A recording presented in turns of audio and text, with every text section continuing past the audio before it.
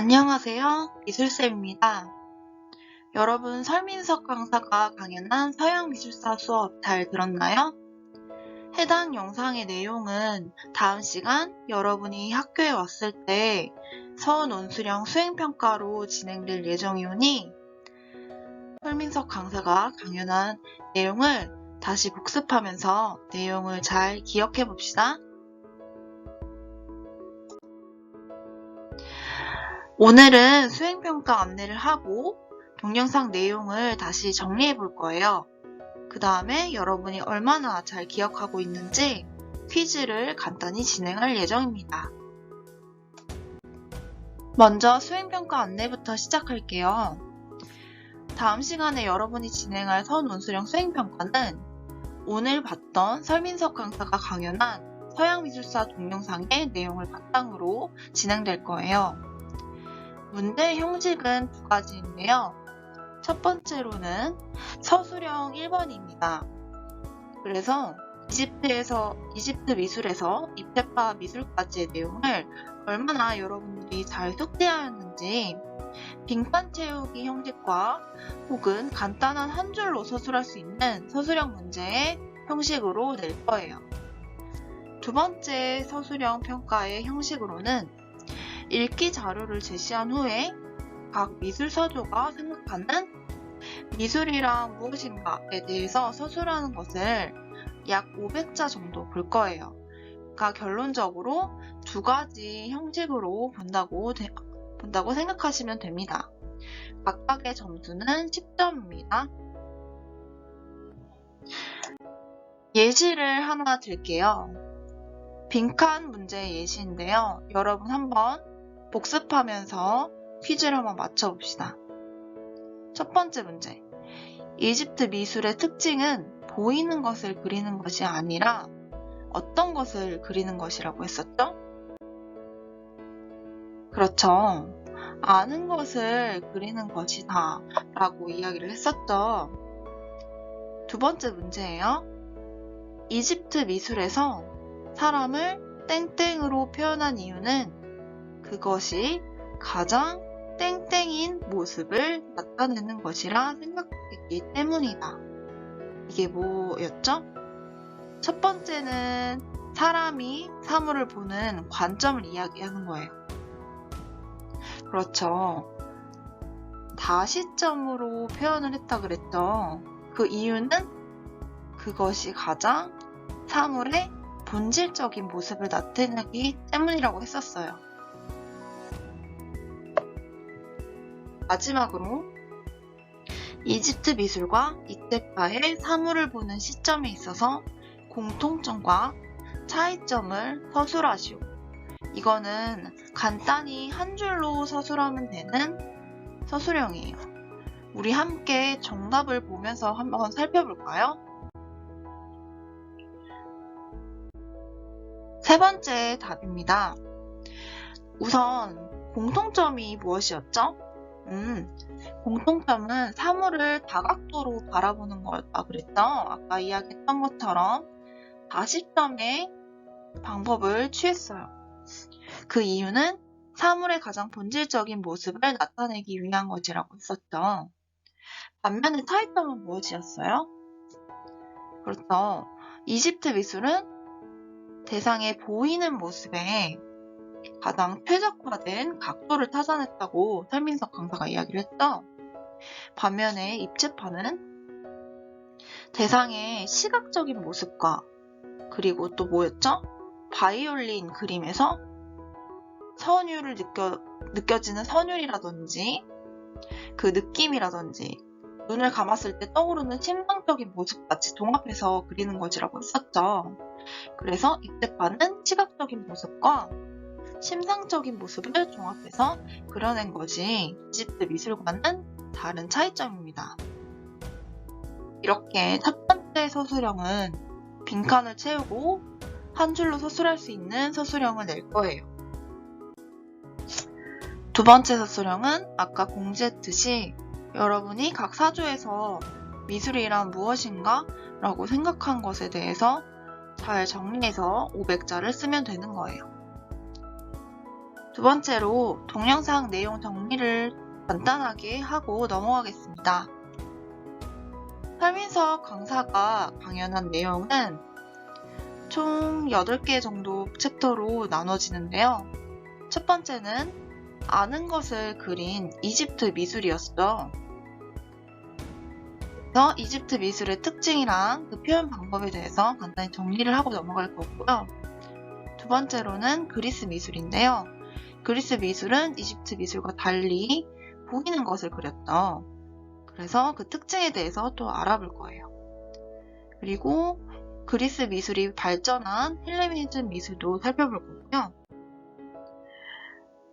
그렇게 발전했던 그리스 미술이 다시 암흑기로 들어갔는데 중세시대에는 왜 퇴보된 양식을 사람들이 만들었는지 그거에 대해서도 알아보고, 그 다음에 르네상스, 바로크, 인상주의, 입체주의 미술까지 간단히 키워드로 이 미술이 각각 어떤 미술이다 라고 한 문장으로 정리해서 여러분과 함께 살펴볼 거예요. 먼저 이집트 미술부터 살펴볼게요. 아까 얘기했던 것처럼 이집트 미술은 보이는 것을 그리는 것이 아니라 그랬죠. 그렇죠? 아는 것을 그린 미술이었어요. 이집트 미술에 해당되는 내용을 간단히 4가지 키워드로 정리를 해보았는데요. 처음부터 살펴볼까요? 이집트 미술은 주대 종소의 법칙을 취하고 있어요. 혹시 이 뜻이 무엇인지 아는 친구 있을까요? 좀 어렵죠? 뜻은 간단해요. 우리 옛날 벽화라든지 고구려 고분 벽화 이런 거 보면 귀족이나 왕은 크게 그리고 신하는 작게 그리는 것을 혹시 관찰해 본 적이 있었나요? 옛날 고대 그림일수록 이런 경향성이 뚜렷해지는데요. 이거는 그 그린 사람, 의뢰자의 시점에서 그려진 거기 때문에 자신이 좀 더 권위 있고 힘 있어 보이기 위한 그런 방법이었어요. 그래서 실제 신체 크기와 상관없이 그 권력에 따라서 크기가 좌지우지되는 그런 법칙입니다. 그 다음에 정면성의 법칙이 있었죠. 이것도 뒤에서 살펴볼게요. 그리고 고정된 시점이 아니라 각각의 각 신체의 본질적인 가장 특징적인 부분을 종합해서 그리는 다시점 그리고 종합적인 그림이라는 키워드가 있었어요. 그래서 이거를 한 가지 문장으로 정리를 해보면 이집트 미술이란 가장 최적화된 시점인 다시점으로 그린 어떤 법칙? 그렇죠. 정면성의 법칙에 입각하여 대상의 본질적인 모습을 보해서 그린 그림, 종합해서 그린 그림이다 라는 한 줄로 정리가 될 수 있겠네요. 아까 이야기했던 주대 종소의 법칙이에요. 여기 보면 서 있는 사람은 굉장히 크게 그리고 그 밑에 앉아 있는 사람은 굉장히 작게 그렸죠. 이게 왜 그런 거라 그랬어요? 어떤 거에 의해서 크기가 좌지우지돼요? 그렇죠. 신분이나 권력에 의해서 크기가 좌지우지 된다 그랬죠. 그래서 주대 종소의 법칙은 조직화되고 경직된 포즈, 그리고 크기로 신분을 표현한 것입니다. 왕족이나 귀족일수록 실제 크기와 상관없이 크게 그리고 노예나 종일수록 실제 크기와 상관없이 작게 그려서 신분의 격차를 표현한 방법이에요. 다음으로 정면성의 법칙은 무엇이었죠? 바로 이 그림에서 보이는 것처럼 눈은 바로 정면에서 그린 것처럼 그리고 또 얼굴은 측면에서 그린 것처럼 그리고 손과 발은 또 측면에서 그린 것처럼 그렸어요. 그래서 2차원 회화의 불안정성을 극복하기 위해 얼굴은 측면, 눈은 정면, 팔과 다리는 측면으로 미술은요, 모든 사물에 가진 특징적인 모습에서 대상의 본질적인 특징을 집약해서 그리는 방법을 뜻해요.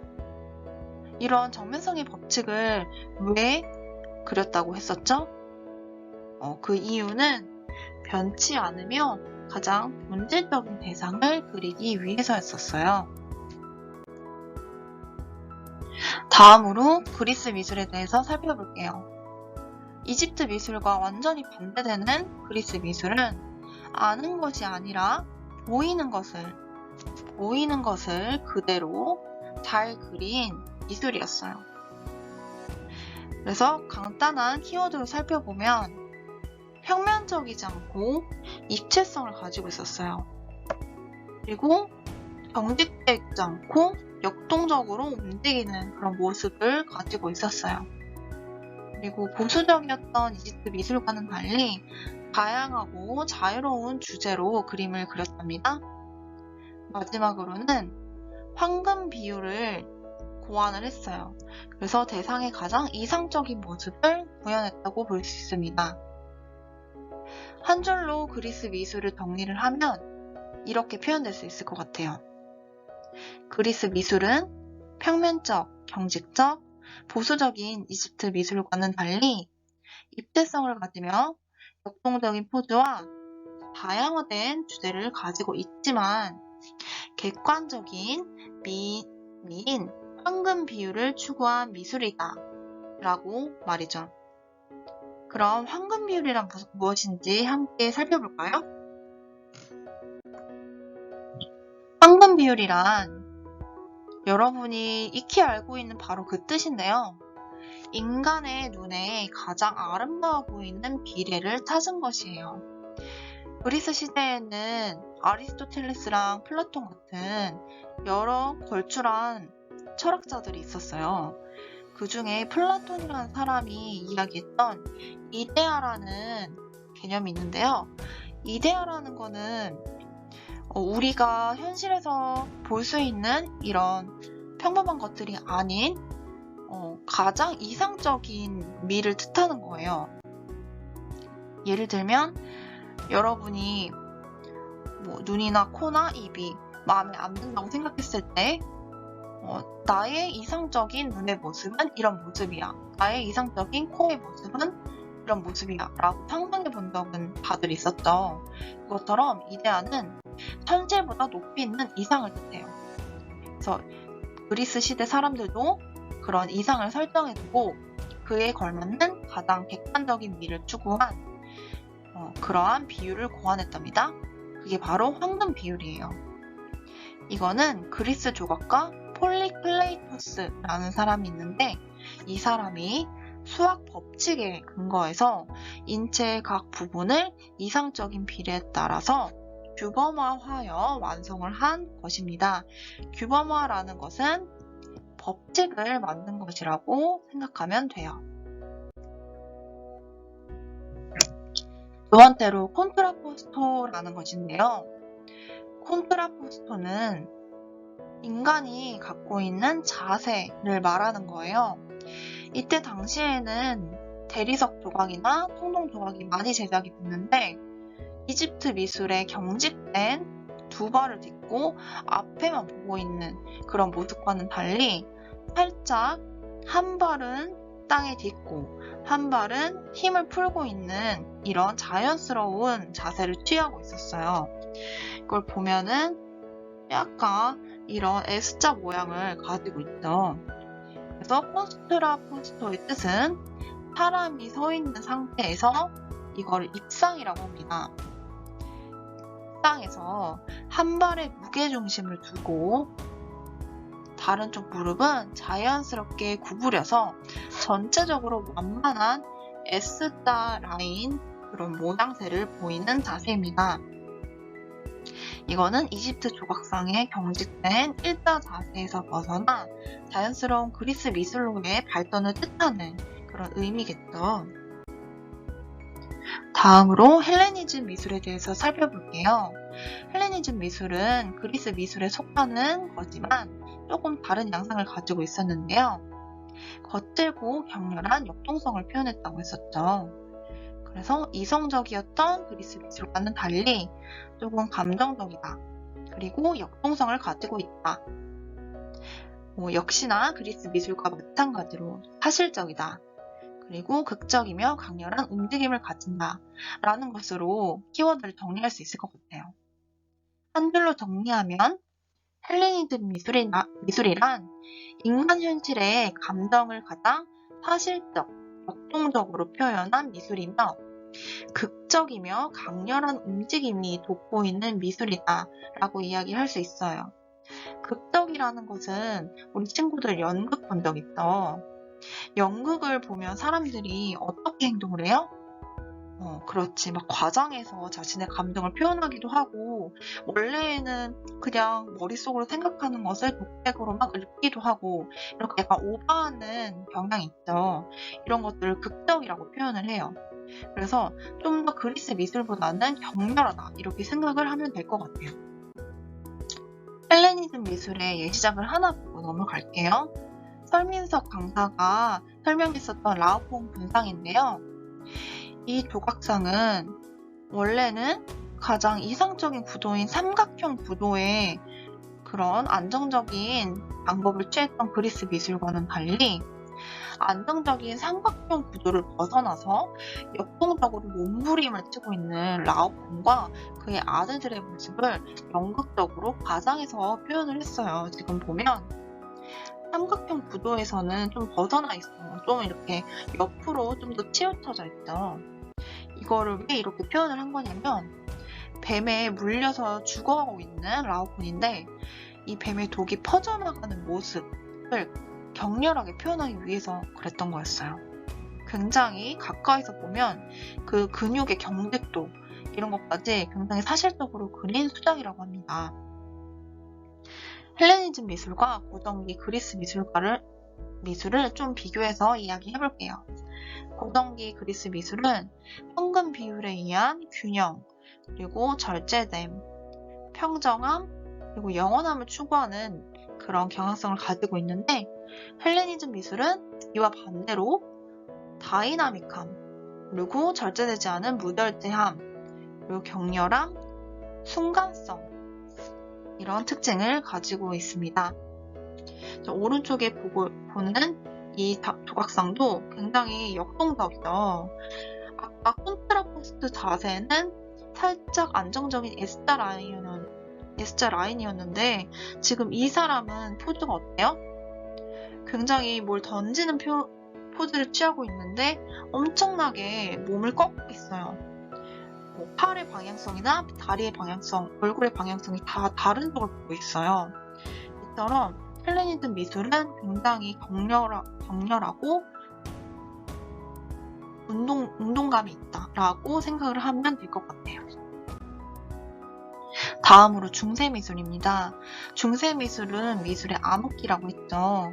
그래서 사실적이었던 그리스 미술에서 다시 퇴보해서 이집트 미술의 경향성으로 돌아가는 것을 알 수 있어요. 오로지 신을 위해서 그림을 그렸기 때문이에요. 그 다음에 역시나 이집트 미술처럼 본질을 중시하고 있고요. 그리고 평면적이고 역시나 이집트 미술에서 그랬던 것처럼 주대 정서의 방법을 취하고 있고 비사실적이다라는 특징을 가지고 있어요. 한 문장으로 정리를 하면 중세 미술은 오로지 신만을 주제로 삼고 본질을 중시한 미술로서 그리스 양식에서 퇴보를 해서 평면적이고 주대 정서 법칙에 입각해 비사실적인 것을 그린 그런 미술이다 라고 생각할 수 있을 것 같아요. 중세 미술의 한 가지 기법을 알려줄게요.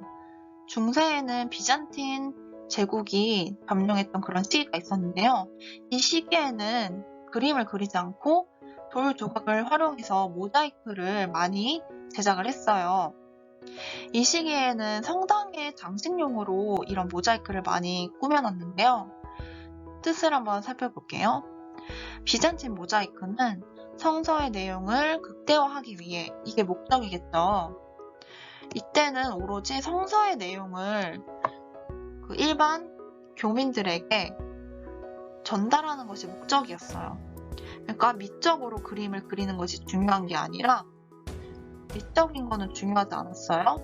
단지 오로지 신만을 위해서 살았던 사람들이기 때문에 이런 성서의 내용을 극대화하기 위해서 로마 모자이크와는 달리 다양한 색채의 유리 조각, 이거를 테세라라고 하는데 테세라를 사용해서 성당 내부를 화려하고 환상적인 분위기로 장식을 했던 거예요. 이때 교민들은 글을 잘 못 읽는 사람들이었기 때문에 직접적으로 눈에 보이는 그림을 통해서 성서의 내용을 전달해야만 했어요. 이런 암흑기를 지나서 문화의 정점기가 도래하게 되는데 그것이 바로 르네상스 미술이었죠. 그래서 르네상스 미술은 신이 아니라 인간 중심 미술이었어요. 키워드를 살펴볼게요. 원근법의 발견이 일어났죠. 그리고 인간주의다 라고 이야기를 했고 비사실적이었던 중세 미술과 달리 사실적이다. 그리고 원근법과 더불어서 색채 원근법인 스푸마토 기법이 레오나르도 다빈치라는 화가에 의해서 발명이 되었다라고 볼 수 있어요. 한 줄로 정리를 하면 르네상스 미술은 신 중심의 중세 미술에서 벗어나 인간 중심의 미술을 추구하였으며 따라서 대상을 사실적으로 표현할 수 있는 스푸마토 기법 등을 사용한 그런 미술이다 라고 정리할 수 있겠네요. 토시 원근법의 뜻에 대해서 한번 살펴볼게요. 우리 설민석 강사가 성 마사치오의 성삼위일체 이 그림을 예시로 들면서 토시 원근법에 대해서 언급하고 지나갔죠. 좀 더 자세히 살펴보면 이거는 굉장히 사실적인 그림을 그릴 때 많이 취하는 방법이에요. 그래서 뜻은 하나의 소실점을 중심으로, 소실점이라는 것은 시점이 모이는 점을 말하는 거예요. 그래서 이 그림에서 본다면 이 가운데 모이는 이 부분을 소실점이라고 볼 수 있겠죠. 왼쪽 그림에서는 예수 밑에 있는 이 제단의 윗부분, 이 부분이 소실점이라고 볼 수 있어요. 이걸 중심으로 공간의 선이 모이도록 설계된 원근법으로 마치 현실의 공간에 들어와 있는 것처럼 착각을 불러일으킬 수 있을 만큼 사실적인 그림의 기법 중 하나이다. 그래서 르네상스 사람들은 토시 원근법을 활용해서 사실성을 획득했어요. 또 다른 기법으로 스푸마토 기법이 있는데요. 이거는 공기 원근법의 한 종류예요. 레오나르도 디카프리오의 모나리자라는 작품인데요. 자세히 보면 이 그림에 이 사람의 머리카락을 보면은 윤곽선이 뚜렷하지 않고 좀 흐릿흐릿하게 처리가 된 것을 알 수 있어요. 이거는 풍경을 그리면서 사물간 관계를 기하학적으로 계산했던 아까 앞 페이지에 있었던 그런 선 원근법과는 달리 색채 조정을 통해서 공간감을 표현하는 기법이에요. 우리 공기에는 수많은 입자들이 있고 수분도 있고 그렇기 때문에 톡 떼어는 것처럼 윤곽선이 이렇게 보이지 않아요. 우리가 멀리서 보면 좀 흐릿흐릿하게 보이는 것처럼 그 공기 속에 대상이 존재하는 모습을 사실적으로 표현하기 위해서 윤곽선을 흐릿하게 처리한 것이 이 스푸마토 기법의 특징이에요. 다음으로 넘어가서 바로크 미술에 대해서 살펴볼게요. 바로크 미술은 일그러진 진주라는 뜻을 가지고 있다고 했었죠. 그래서 굉장히 고풍스러워 보이는 그런 어감과는 달리 좀 욕에서 기원을 했다라고 그 설민석 강사가 설명을 했었어요. 키워드를 4가지를 살펴보면 르네상스 시대의 정적이었던 그런 명화법과는 달리 밝고 어두움의 극명한 대비를 활용을 했어요. 이걸 바로 테네브리즘이라고 했었어요. 그리고 과격한 운동감을 가지고 있고 또한 극적인 효과를 가지고 있습니다. 이 특징이 아까 살펴봤던 어떤 미술과 굉장히 닮아있는데 뭐였죠? 똑똑한 우리 친구들 맞았어요. 헬레니즘 미술과 굉장히 닮아있는 것을 알 수 있어요. 바로크 미술의 특징을 한 줄로 정리를 하면 르네상스의 밝고 균일한 명암에서 벗어나 밝고 어두움의 극명한 대비를 뜻하는 테네브리즘 기법을 사용하였으며 과격한 운동감과 극적인 효과를 중시한 미술 사조라는 그런 뜻을 가지고 있겠죠. 그럼 아까 살펴보았던 테네브리즘이라는 용어가 뭘까요? 잘 모르겠죠? 이거는 이탈리아어라서 여러분이 객관적으로 파악하기 어려웠을 거예요. 이거는 이탈리아어의 테네브레소라는 말에서 유래한 말인데요. 아까 르네상스 시대 때 모나리자는 막 극명한 빛의 대비가 나타나진 않았죠. 은은하게 사실적이지만 평상시에 있는 그 풍경을 잘 그린 건데 바로크 미술은 좀 달랐어요. 마치 어두운 배경에서 스포트라이트 조명을 딱 비춘 것처럼 굉장히 다른 부분이 어두운데 이 위에서 스포트라이트 조명을 딱 연극에서 비춘 것처럼 극적인 그런 조명을 사용을 한 거예요. 그래서 전반적인 어두운 화면에 중간 단계가 없이 강렬한 빛을 삽입시켜 연극의 스포트라이트 조명을 쏜 것처럼 극적이고 신비로운 효과를 나타낸 명한 기법이에요. 그래서 설미석 강사가 막 여러 가지 사람들 막 화가들을 봤는데 그 중에 렘브란트도 있었죠.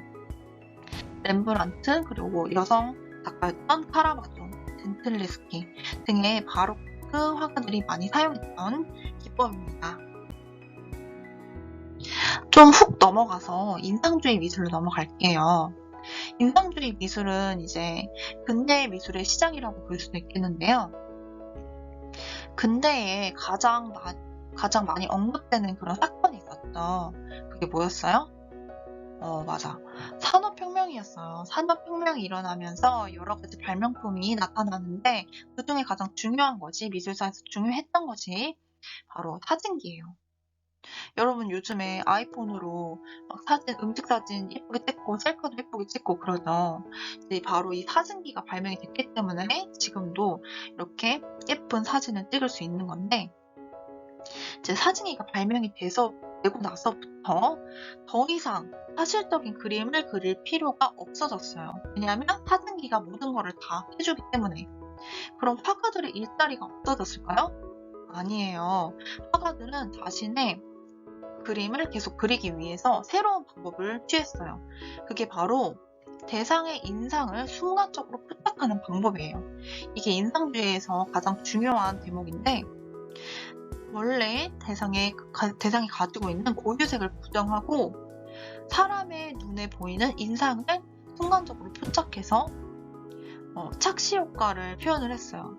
그 중에 일환이 색채 분할법을 사용했다는 것이에요. 한 줄로 정리하면 인상주의 미술이란 사진기 발명 이후 더 이상 사실적인 그림을 그릴 이유가 없어진 화가들이 사진기가 포착하기 어려운 대상의 인상을 순간적으로 포착한 그림을 그린 것이다. 그래서 이는 시각적인 착시 효과를 노린 색채 분할법으로 나타난다 라고 볼 수 있어요.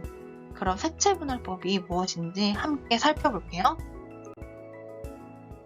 색채 분할법이란 지금 보고 있는 이 그림과 같이 되게 아까 봤었던 르네상스 미술이나 바로크 미술처럼 사실적이지 않죠.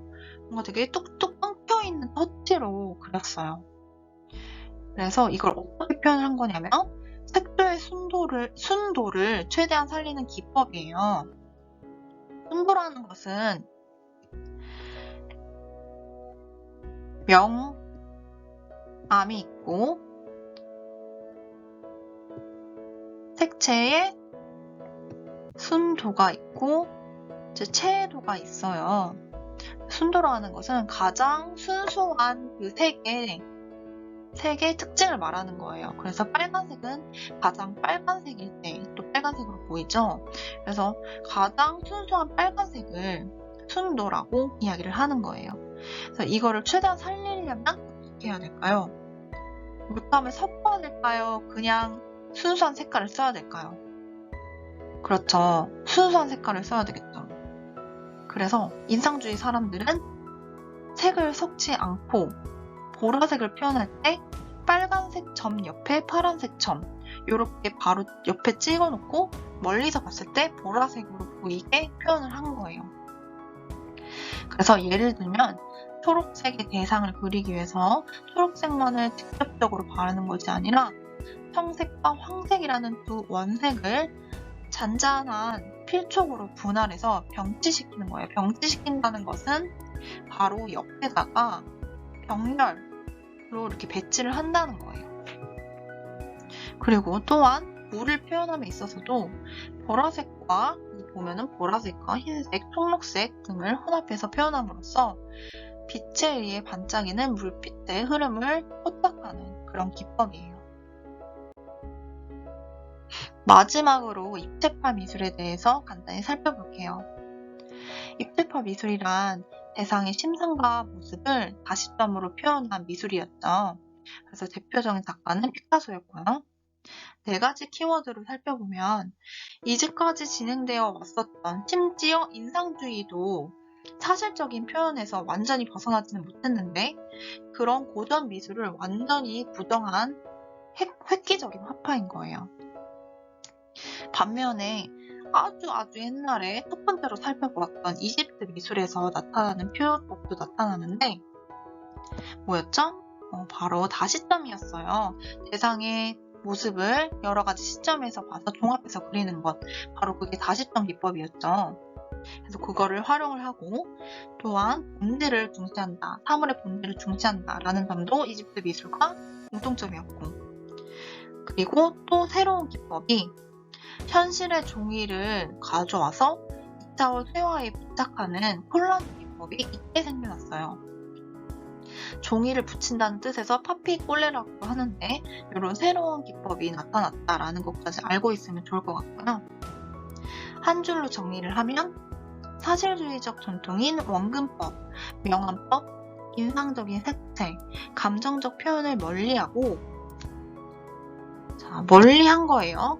멀리하고 자연의 여러 가지 형태를 입체 조각으로 표현하였으며 대상의 본질을 종합적으로 표현하고자 한 현대미술의 사조예요. 그래서 아까 이야기했던 콜라주 기법의 뜻을 살펴보면 콜라주라는 것은 풀로 붙인다는 뜻을 가지고 있어요. 그래서 1912년에서 13년경 조르주 브라크라는 사람과 파블로 피카소 등의 사람들이 유화의 한 부분에 신문지나 벽지 아니면 집에 굴러다니는 악보 이런 것들, 인쇄물들을 풀로 붙였는데 이거를 바로 파피에꼴레라고 부르면서 그 발전된 양상이 콜라주라는 기법이에요. 이 콜라주 기법의 가장 큰 특징은 현실의 사물을 평면 2차원 회화에 처음으로 도입하게 된 그런 계기가 됐다는 거예요. 당시로서는 굉장히 혁명적인 기법이라고 볼 수 있어요. 자, 이렇게 여러 가지 사조들을 빠르게 정말 간단하게 살펴보았는데요. 여러분이 잘 따라와 줬기를 바라면서 간단하게 4가지 퀴즈를 한번 내볼게요. 이 퀴즈의 정답은 밴드 개인톡으로 선생님한테 보여주면 출석 인정을 해드립니다. 자, 첫 번째, 이집트 미술에서 대상의 본질을 잘 표현하기 위해 사용한 법칙이 있었죠. 땡땡땡의 법칙이라고 했어요. 눈은 앞모습을 그리고 얼굴은 측면을 그리고 팔과 다리는 측면을 그려서 대상의 가장 특징적이고 본질적인 모습을 포착한 그런 기법이었다. 이 법칙이 무엇인지 1번 하고 땡땡땡의 법칙 이렇게 써서 보내주면 돼요. 두 번째, 르네상스 미술과 바로크 미술의 차이점이 무엇일까요? 이건 선생님이 직접적으로 알려주진 않았지만 여러분이 르네상스 미술이랑 바로크 미술의 특징을 계속해서 설민석 강사도 얘기하고 선생님도 같이 얘기를 했었죠. 그걸 보면서 차이점이 무엇인지 한번 찾아보고 자유롭게 써서 한번 보내주면 되겠습니다. 세 번째로, 바로크 미술에서 많이 쓰인 명암 기법으로 극적인 명암법을 뜻하는 단어가 무엇이었을까요? 이탈리아어로 테네브레소라는 어원에서 나왔다 그랬었죠. 이 극적인 명암법을 여러분이 써서 보내주면 되고요. 마지막으로 인상주의 그림에서 가장 많이 쓰였던 기법의 명칭이 있었어요. 바로 색채를 나누다 라는 뜻이었는데 보라색을 만들기 위해서는 빨간색 점 옆에 파란색 점을 나란히 병치시키는 방법을 바로 이거라고 했었죠. 이 퀴즈의 정답을 밴드로 보내주면 여러분에게 출석 인정을 해드리겠습니다. 네, 여러분. 오늘 이렇게 서양미술사의 여러 가지 사조를 살펴보느라 너무너무 수고 많았고요.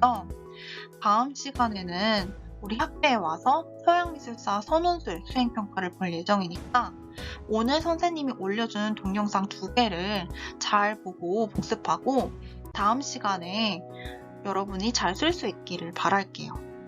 그럼 수고 많았고 다음 시간에 봅시다.